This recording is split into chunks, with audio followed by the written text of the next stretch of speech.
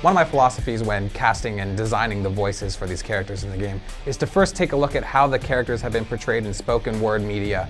The secret to getting the best performance out of the actor is casting. If you have the right actor in the booth playing the right character, your job is 90% done. We work very closely with Marvel, and they kind of tell us, how they envision the sound of these voices should be as well. Each character has their own lengthy script of lines that they will use when interacting with enemies, with friends. Let's hustle! And when we fly down to Los Angeles and work at a studio called Studiopolis, who handles tons of Marvel stuff in addition to, our game. There's definitely some actors and some voices that are going to be recognized in this game. Our Spider-Man, Wolverine, Captain America, all these voices have appeared in other games or other animations. I'm really, really grateful to be able to play Wolverine over and over again and to make sure that my Wolverine is true for the fans too. It's a lot of fun. There's a lot of ad-libbing, there's a lot of improv. Your eyes really are blue! On top of the, the lines are really well written. We kind of sculpted what the voice should sound like. We came up with just the right amount of evil and pompousness. You insipid trolls. After you've established the character from a first session, the next sessions for me just seem to come. I can tap into any character that I need to once I've already done him or her, even once, and then you just bring them out. They just come out to play. They have such great experience playing these characters. They know the characters inside and out. I've got more where that came from. With video games, I'm always recording alone. When you're in the booth, it's you and it's your lines. You show up, there's a script in front of you. Typically, we've been doing it for so long that we actually don't even need to read it in advance. And in a video game, the scripts are gigantic. You kind of just go down the page. Usually it's obvious what's going on. Generally, we record just in one giant recording file. We don't stop a lot during the session. Your lines are categorized into hits, boosting up. Thanks for the boost. Player has selected you. Greetings, comrade. It's a wonderful challenge to the creative imagination because you don't have all the visuals. You have to supply that with your voice.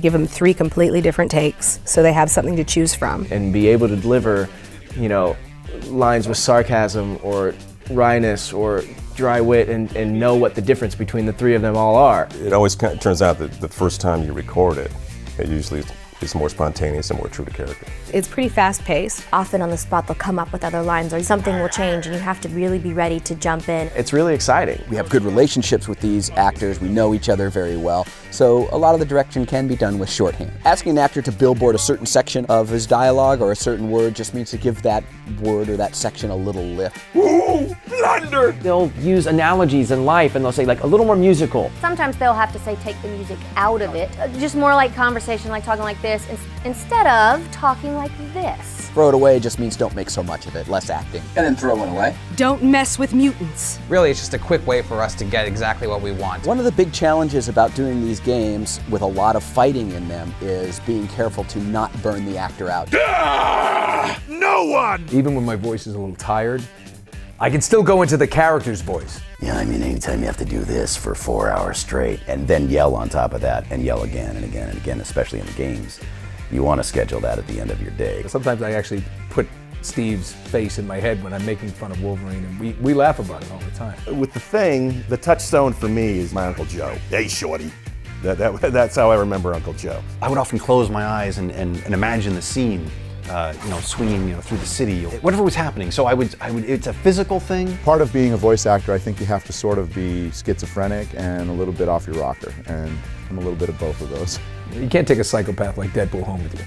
That's just not a good mix. We just like to leave them in a little corner in a box here at the studio and pull them out only when necessary. After the recording is done, and circle takes have been called out during the recording session, a head and a tail is put on each circle take file, maybe some level adjustment, maybe some EQ adjustment, make them sound just right, and we send them off to Gazzilion. We have a team of audio designers that pay really close attention to all of the different sound effects that have been established in other things. So Spider-Man's web thwips sound like they should sound.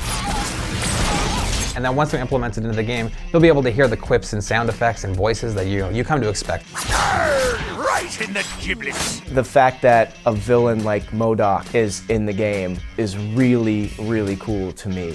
He's somebody who fans of Marvel Comics love, but nobody outside of Marvel Comics knows who this guy is. So they'll start getting insight into all these other great characters, these gems. It's not hard to get an immense depth of character range, references here and there, that makes that hardcore Marvel fan feel like this is the Marvel Universe I know. Voiceover plays a huge role in the game, and for me it was great because now the voices in my head will be voices in your head. Go to marvelheroes.com. Pick up a Founders Pack at marvelheroes.com. Make sure you pick up the Colossus Pack. Pick up the Wolverine pack, Bob. Sign up for the beta at marvelheroes.com. Squirrel power!